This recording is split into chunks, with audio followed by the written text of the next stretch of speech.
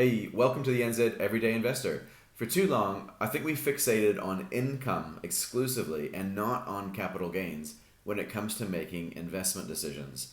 We're taught from a young age to get educated, get a good job, pay your taxes, repay debt, and then invest. Ideally, invest in things that produce a positive cash flow. Any gains we make on increasing property values or investments are kind of viewed as a speculative cherry on top and not really to be relied on.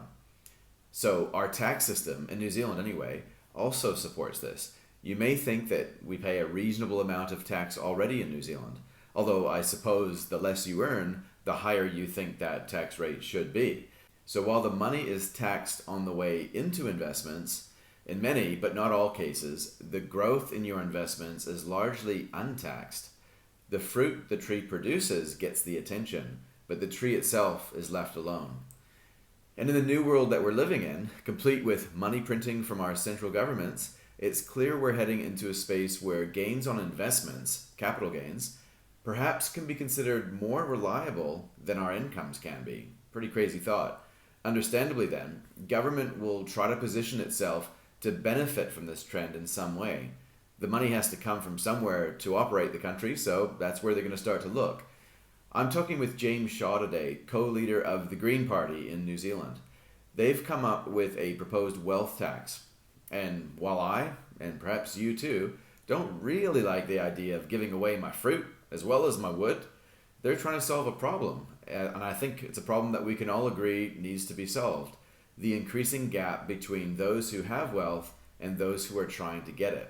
So please be sure to like and subscribe, and especially on this video, I'm quite keen to know what you think. So comment around the idea of wealth tax. Do you think it will actually be an effective and efficient way to solve that problem of wealth inequality in New Zealand? So before we begin also, I'd like to thank our partner Hatch. Hatch makes it easy to invest in share markets. If you have a look in the notes in this video, you'll see a link that you can click on to get a free $20 credit for the first $100 that you deposit with them in a new account. So with that said, let's make a start on today's show. Hope you enjoy.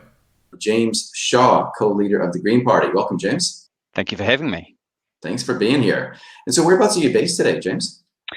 You can see I'm in my office in Wellington. Yeah. So I actually am one of those rare creatures who actually lives in Wellington when it comes to Parliament. So I live not too far from here, and I'm campaigning in the Wellington Central electorate. So a lot of the time I'm actually around the office, whereas most of my colleagues are in far-flung parts of the country. Gotcha. And so, like, just being a politician, we were talking about this before I pushed record, but being a politician, you have to have really, really thick skin. And, like I was just joking saying how you couldn't pay me enough to do what you guys do. But just tell me, like, what's it like actually being a politician at the moment, pre-election? Oh, well, I mean, the funny thing about this job is that it's many different jobs, and so it kind of depends on whether you're in opposition, whether you're in government, whereabouts you are in the cycle, and so because I am a government minister as well as a member of parliament, the vast majority of my life for the last 3 years has been focused on getting through things like the Zero Carbon Act and changes to the emissions trading scheme and the kind of the work of being a government minister. Now, all of that is basically ground to a halt for about a month and a half while we have the election campaign. And so now it's all about kind of getting out of the office, going and talking to people around the country and in the electorate that I live in, working and running in here in Wellington Central. And I have to say that they say that a change is as good as a holiday. The ability to kind of get out of the desk and get away from the legislation and all of that kind of stuff, and actually just talk to a lot of normal people is quite a pleasure. Yeah, good on you. That's cool. So I want to dig a little bit deeper as to what powers the Green Party. So this kind of speaks to what some of the underlying philosophies are, ethos. What do you guys stand for?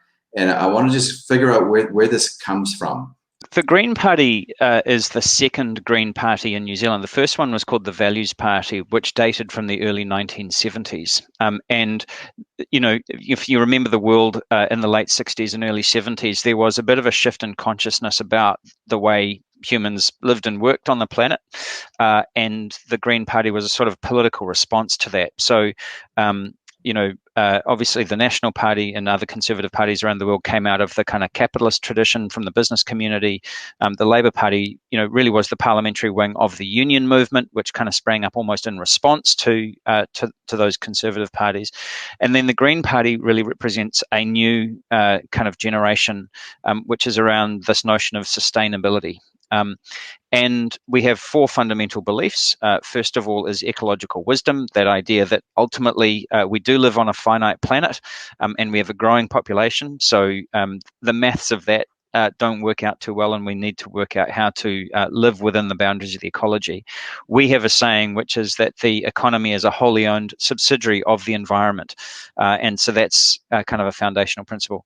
The second principle that we hold dear is social responsibility, that idea that if we do live in a resource-constrained world, then actually we have a responsibility to ourselves, to our communities, to our families, and to each other, to ensure that resources are shared fairly and between people. The third principle is around appropriate decision making, which is really to say that the people who are affected by a decision have the right to participate in the making of that decision. And the fourth principle, which is given all of the above, is around non-violence, and that's not just a sort of a lack of physical violence. It's really about an approach to kind of dignity and respect and working with other people. Okay. So it's not communism at all. No. Because my late father once told me, every time someone becomes a communist, it's like God murders another kitten. So we don't want to go there, do we? No. No. But I mean, if you talk to Gareth Morgan, of course, cats are predators. So that's cool. But it's good to know that like deep rooted there is this history that you guys draw upon, and it's I guess it kind of ties into my next question, but it's not just about, I guess, individualism. There's a certain sense of community, and I guess hence the communist reference there. But there is a little bit more of that, a bit further to the left. Am I right? Yes, I mean, I think so. So some of us would argue that the old left-right spectrum actually isn't a terribly good describer of the kind of multidimensional nature of political philosophy these days, and we don't sort of fit easily into that spectrum. But if you looked at our policy prescriptions, then yes, they would probably look like a sort of what you would describe as a left-wing platform, which is generally why we tend to ally with the Labour Party, because we kind of share more in common with them than we do with most of the other political parties represented in Parliament. Sure, understood. So let me ask you this question then. So our podcast is all about wealth, helping individuals and their families build wealth so that they can become resilient, more independent in the future, so that they can actually see their tribe, their family succeed and be fruitful in the future. That's kind of what we do, right? So I'm quite interested in anything that can potentially influence the environment where these individuals can build their wealth, which ultimately gives them choices. So on the topic of that word wealth, what would you define wealth as? Well, I guess there's the traditional understanding of wealth, i.e. capital, ultimately assets and capital. We're pretty engaged in an active conversation around that at the moment. But I guess if you were to kind of look back at Green Party philosophy, we would also tend to interpret it as prosperity.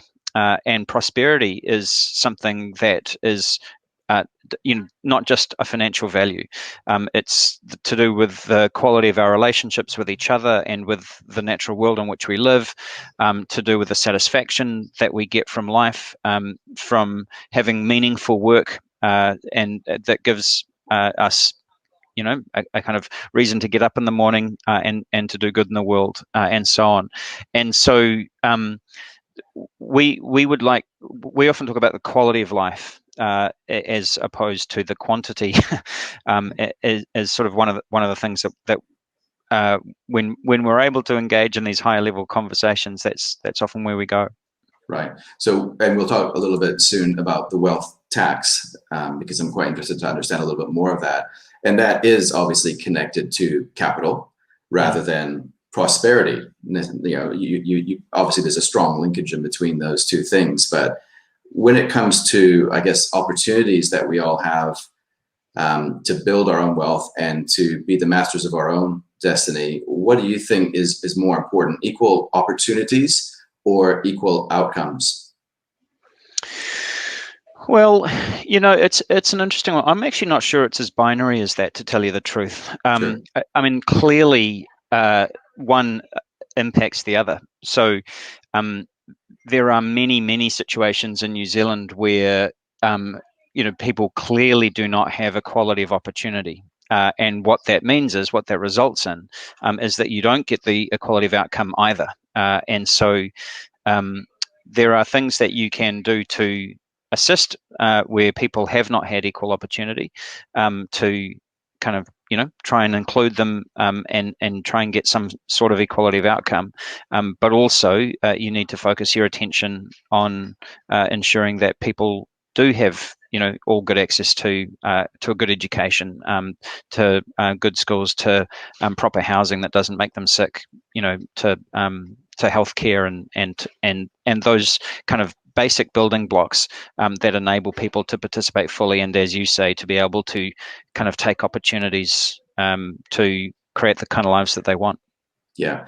And if I was just to ask you along those lines, what you would see for New Zealanders as a group of individuals in the future, what would be some of your longer term visions around what you would see? I guess first and foremost, as a Green Party, we would say that we have not been living within the boundaries, our ecological limits, and so for me, it's not just a matter of living within those limits, but actually restoring and replenishing our natural world whilst we go about doing our business. Whereas historically, of course, what we've done is we've slowly degraded the natural world as a sort of a cost of doing business, and so I'd like to see us reverse that. And I think that for pretty much all New Zealanders, that's an important value, because we are sort of a low population density. We are surrounded by greenery and bush, and we have quite a deep connection to the land in that way. The second thing is that we do have real structural inequality in New Zealand, and that has gotten worse in recent decades. And I have to say that the COVID-19 situation is kind of making that worse as well at the moment. And so I think if you're going to get some of those outcomes that we were just talking about, we really need to do something about that. And Yeah. that is a very complex Yeah. set of challenges. There's the competency piece, and then there's I guess the effectiveness. What can we actually change, right? Like, what right does government have to actually change things, and how competent will they actually be if they try to? It's like, would you be confident if you had more of a platform, more authority, more influence? Would you be confident that you could actually see those changes come through? Certainly some of them, yes. But I think that governments of every shade have been frustrated by the limits of what government can do, and that even when you have very clear intent, and even in fact when you've got a significant amount of investment in trying to solve a problem, that there are issues to do with the design and the nature of government that make it hard to Mm. create the kind of outcome that you want. And that's not the first time I've heard that this week. And it's interesting that you say that, because it seems like structurally, you might have the very best of intentions, but the structure with what you're working with is kind of set against you, isn't it? Because it's this whole short-termism, right? Yeah, well, there's short-termism, and I just think government is a colossal beast, and the public service is very cautious because it's using public money, and if something goes wrong, you tend to get excoriated in the media and so on, and that produces a sort of a conservatism to action, and it often means that ministers' intentions are interpreted in kind of fairly reductionist ways. And so, do you think government's too big? Is it too big? No, I would describe. For me, it's around efficiency. So there are. I mean, I had an international management consulting career before I went into politics, and some of my clients were large multinationals who had hundreds of thousands of staff in dozens of countries around the world, and none of our government agencies would come close to some of the size of those organizations. And so I don't think it's a function necessarily of size, but I do think there are issues in how we organize government, the organizational culture, the targets that we set, the resources that we provide, all of that kind of stuff. And in that sense, actually, there's not a lot of difference with some private sector organizations. I mean, you have better run private organizations and less well run private organizations as well. And I have to say, some of my large corporate clients felt like government departments at times because they had a sort of a permanence to them, and an inertia to change. Yeah, I hear you there. So let's talk about trees. So there's the fruit, there's the wood. We currently tax the fruit.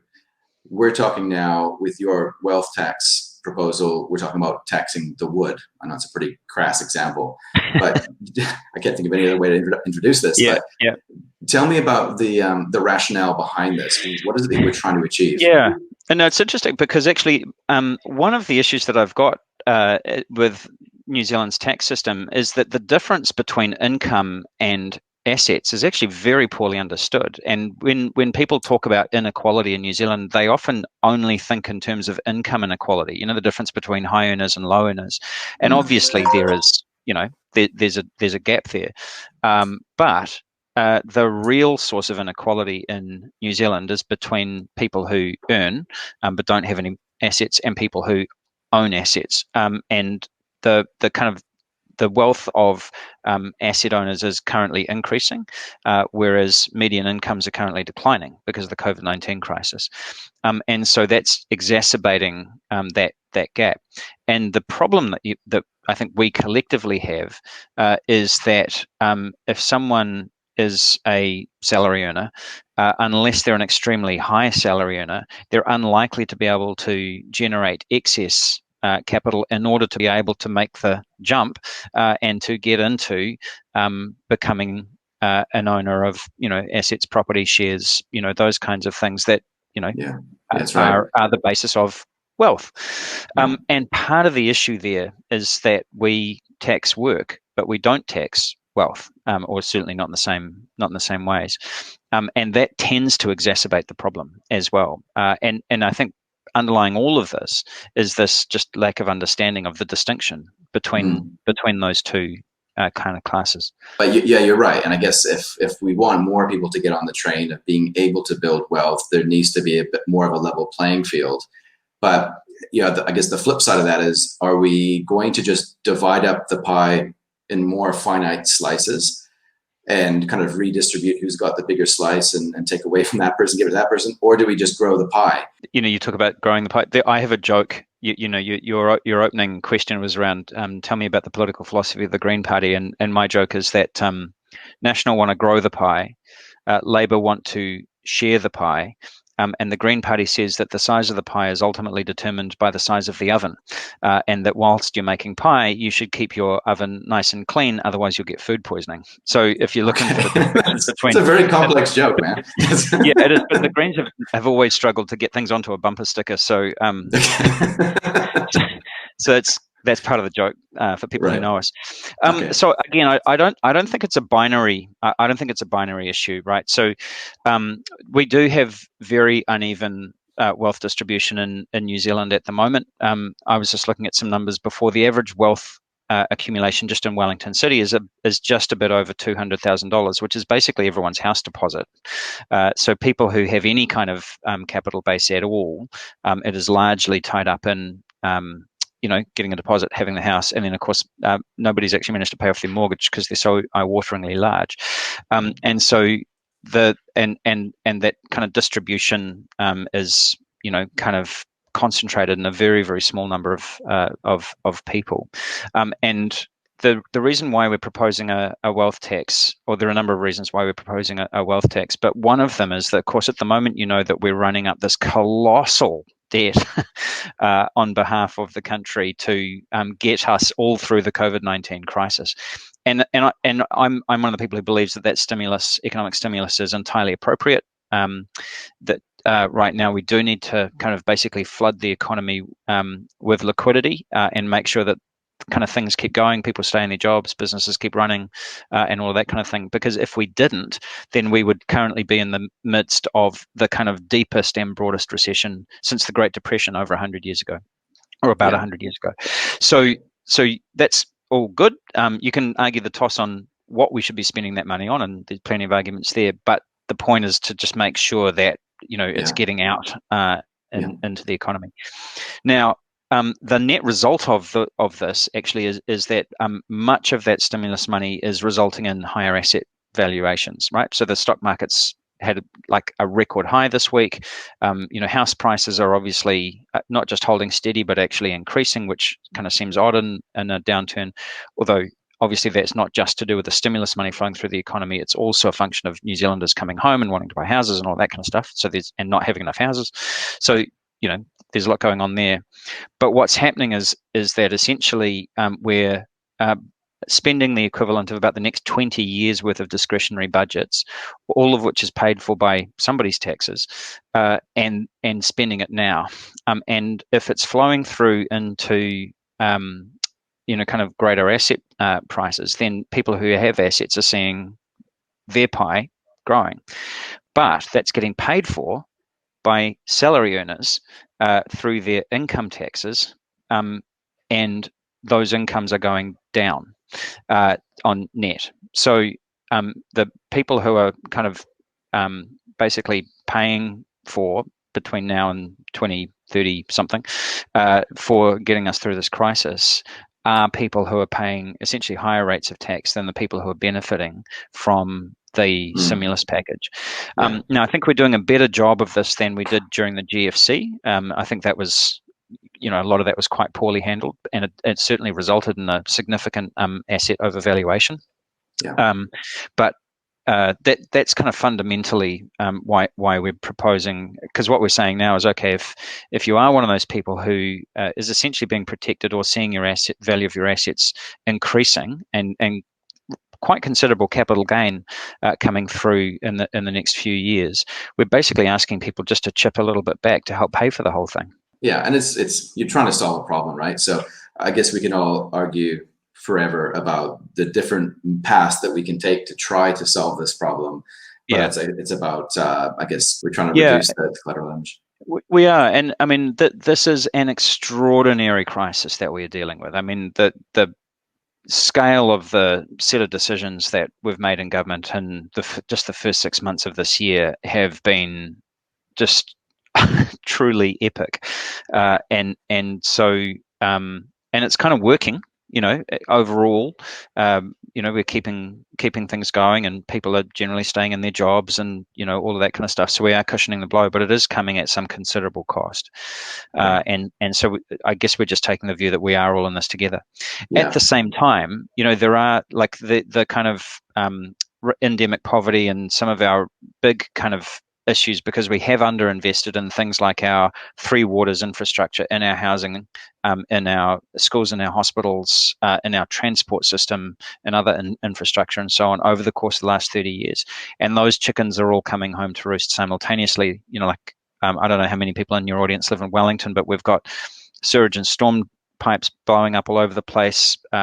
We still have the vast majority of our houses in this country thermally underperform and place their tenants at risk, and in some cases make them severely sick and even kill them, through respiratory illnesses and so on.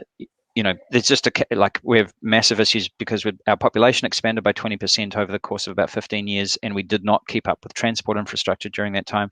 So because we were kind of on the cheap and not kind of doing basic maintenance while we were going, we've now got this colossal infrastructure bill, and some of which is hard infrastructure, some of which is social infrastructure.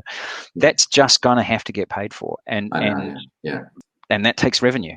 Yeah, that's right. And we don't have a lot of it right now because the economy is shrinking and our tax takes dropping. So the maths of this just don't work. It's got to come from somewhere.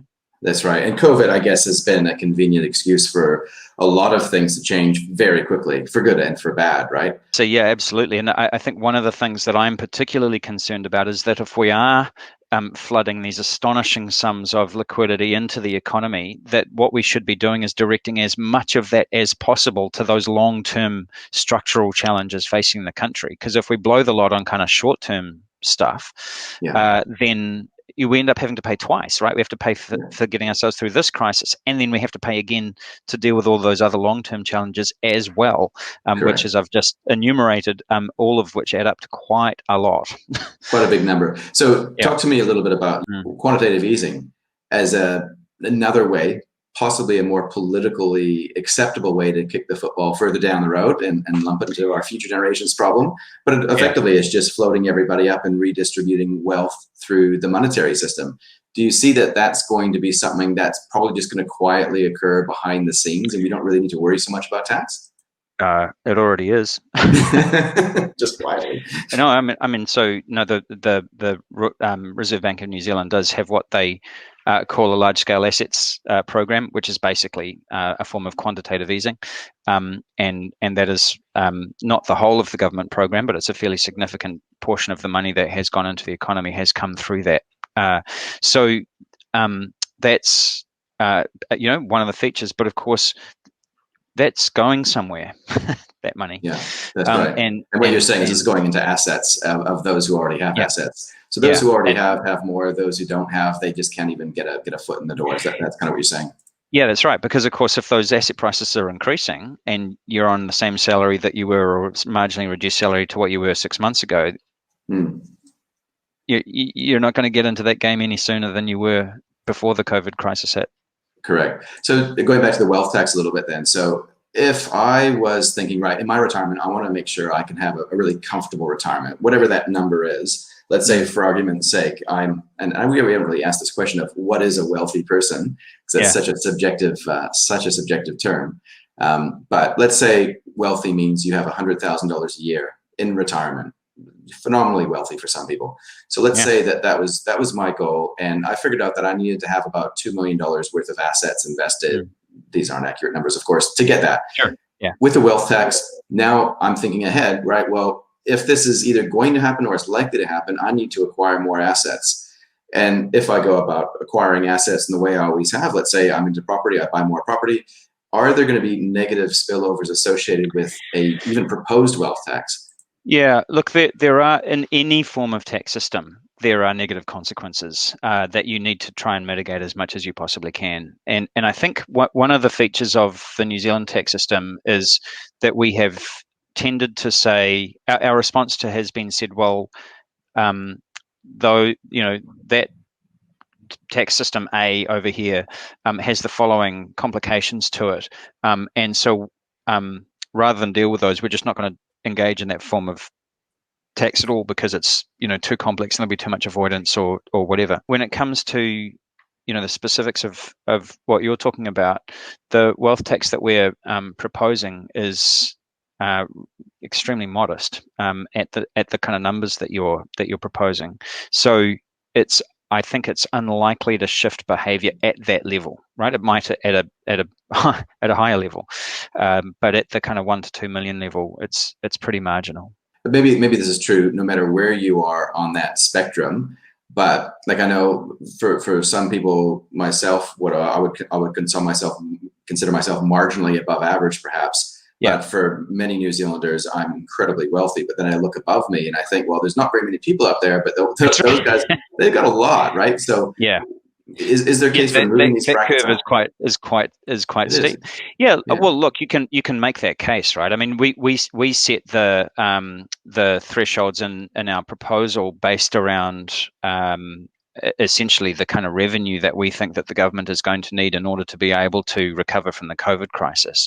So we sort of started there rather than thinking about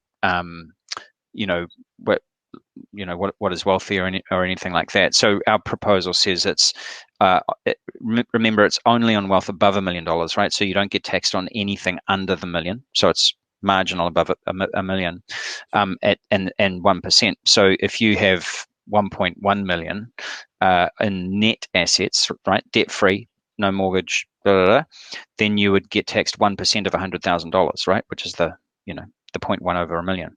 So that's $1,000. Which for most people in that situation is manageable. It does increase at 2 million, so it goes up to 2% on every dollar of wealth over 2 million. Okay. But again, because it's only it's on the marginal difference. If you had exactly 2 million for your retirement fund, then you wouldn't attract any additional tax. So you'd just be paying 1% of 1 million. Right. Until death, until inheritance. When does that stop? Until you don't have the wealth anymore. It's an individuated tax, right? So if at any point the value of your assets drops below the threshold, obviously don't pay any more tax on that. I see. If you shall we say just go to your grave with it all perfectly intact, then obviously it's no longer your asset. It becomes somebody else's asset. That's right. You can't bring it somebody with else's tax liability. Right. Passes on to them. They have that liability. I get it. Choose carefully. Yeah, that's right. No, I think I get it. And do you think do you think that's an effective way to redistribute wealth and to kind of bridge that inequality gap? Well, it's not. Okay, so that's a slightly different question, because it's about what you spend it on, and so that by itself doesn't redistribute wealth. What it does is it generates revenue for the Crown, which it can then use, and then you may have a philosophical question about the wisdom with which the Crown makes spending decisions, right? But that's a slightly different argument. What we are saying at this election is that we have a real problem with endemic poverty, with housing, climate change, transport infrastructure, energy, all those kind of big ticket items that I said we had underinvested in over the course of the last 30 or 40 years, which we need to deal with. And we have a significant debt burden as a result of the COVID crisis. So we need basically government revenue, and because revenues are falling because the economy is shrinking, it's got to come from somewhere, right? It can't all come from debt in perpetuity or from quantitative easing in perpetuity. That's a pretty short-term strategy. So that's where we're going. And when it comes to dealing with the issue of endemic poverty, we know from the Welfare Expert Advisory Group that we set up at the beginning of the last parliamentary term that basically the social welfare net that we have is busted. And that is one of the reasons why people are just completely unable to get ahead and to be able to even have any chance of getting into essentially your kind of wealth accumulation stage of life. And so we're looking at a significant overhaul of the welfare system to make sure that people actually have the support they need when they need it at a level that actually enables them to have other options in life, which currently they don't. Yeah, cool. So, and we'll bring this to a conclusion shortly here. So my question here around just a bit of a political one, and forgive me if it's beyond my pay grade in terms of understanding how it all works, but if you get another minority seat like the one that you hold today, is it like how much of this tax policy that we've just discussed briefly do you think will actually come to fruition? Well, ultimately, there are a lot of different factors there. So the most likely outcome of the election is a Labour Green government. But because we are a small party and Labour are a big party, the majority of the government's program is from their manifesto rather than from ours.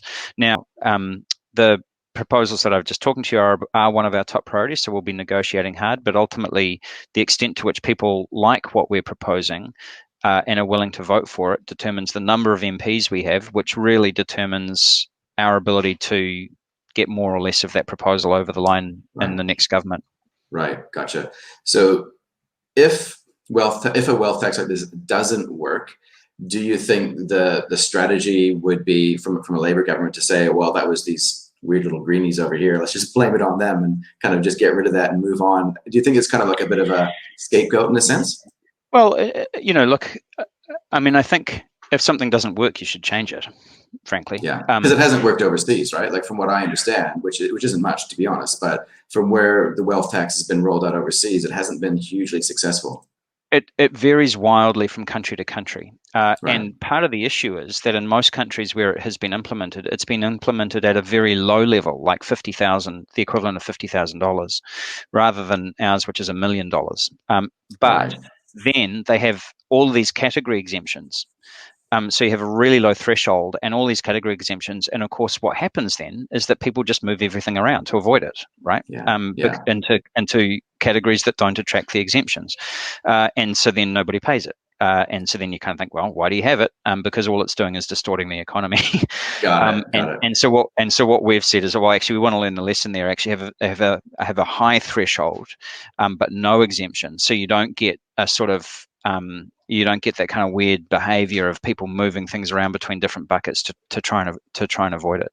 Got it. Okay. Well, that's awesome. And what I like about this policy, if I can like something about it, very carefully like it, is the fact that it is simple in its current form. It's simple, it's transparent, and you've actually put it out there. It might not agree with a lot of people, but it's out there, and you've put it out there, and that's actually fantastic. So well done for that. I think that's cool. Now, I want to thank you again also just for coming on the show. Really appreciate your time. I know you got to run. So before we finish up, it's an election year. What do you think? What's on your mind at the moment, James? Well, what I would say is that I'm really proud of the track record that we have had over the past 3 years in partnership with the Labour Party. We would like to go further and faster in the next 3 years, again in partnership with the Labour Party, on climate change, on restoring and replenishing our beautiful natural environment, and on making some progress on that endemic poverty that I was talking about. And if people like that, I'd ask them to give their party vote to the Green Party and make sure that we can have more influence on the next government than we've even been able to have in the last one. Awesome. James Shaw, co-leader of the Green Party. Thank you very much for joining me today. Thank you very much for having me. All right. Enjoy the rest of your day. You too. Thanks so much.